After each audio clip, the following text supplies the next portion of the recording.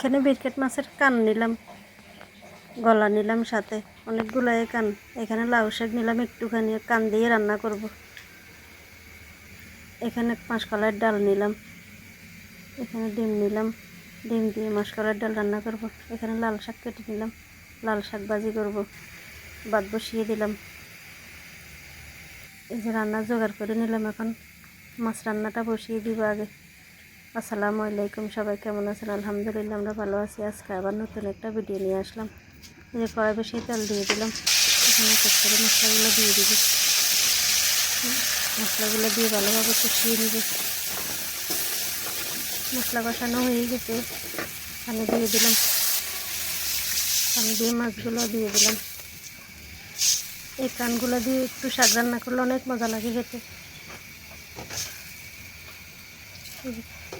কানগুলো এখন একটু মিক্স করে দিলাম। এদিকে ভাতও বলক এসে গেছে, এই কানগুলো বলক এসে গেছে। একটু উল্টিয়ে পাল্টিয়ে ভালোভাবে কষাবো। একটা করে উল্টিয়ে দিলাম। মাছটা তো অনেক বড় ছিল, 2টা মাছ ছিল। এখানে 2টা মাছের কান নিয়ে নিলাম। এখানে একটু জিরা ধনিয়ার গুঁড়া দিয়ে দিলাম, দিয়ে একটু ভালোভাবে মিক্স করে নিব। মিক্সের এখন বেশ কিছুক্ষণ জাল করব। এই কানগুলো কষানো হয়ে গেছে, এখন শাকগুলো দিয়ে দিলাম। শাকগুলো দিয়ে একটু মিক্স করে বেশ কিছুক্ষণ জাল করব।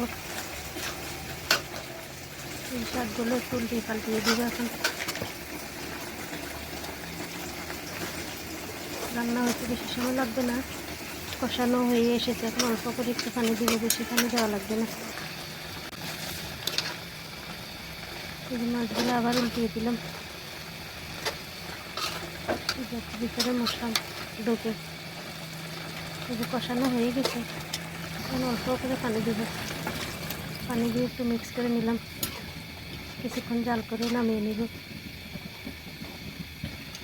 ভাত হয়ে গেছে, এখন ভাতের মাছটা দিয়ে দিব।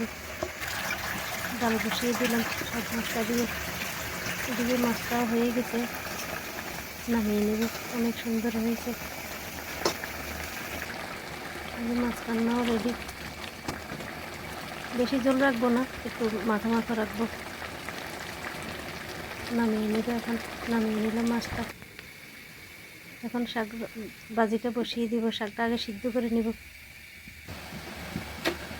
অনেকখানি শাক ছিল, নুয়ে গেছে, নুয়ে একটুখানি হয়ে গেছে।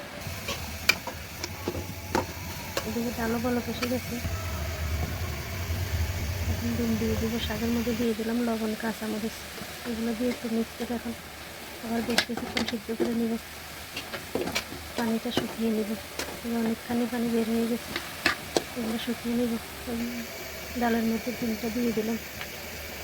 ডিম দিয়ে একটু মিক্স করে এখন বেশ কিছুক্ষণ জাল করবো, যাতে ডিমের গন্ধটা চলে যায়। এদিকে শাকও সিদ্ধ হয়ে গেছে, নামিয়ে নিলাম। ভাতের পাতিলে একটু চাকা দিয়ে দিলাম।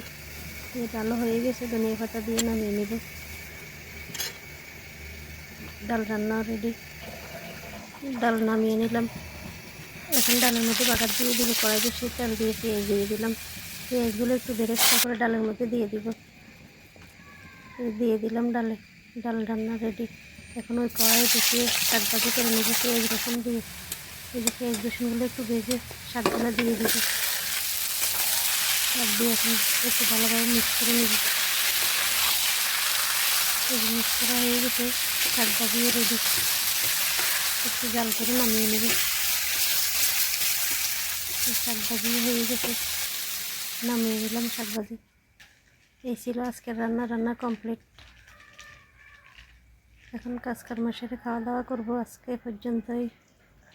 সবাই ভালো থাকবেন, সুস্থ থাকবেন। যে যেখান থেকে ভিডিওটা দেখেন, ভালো লাগলে লাইক কমেন্ট করবেন। আল্লাহ হাফেজ। সবাইকে অনেক ধন্যবাদ।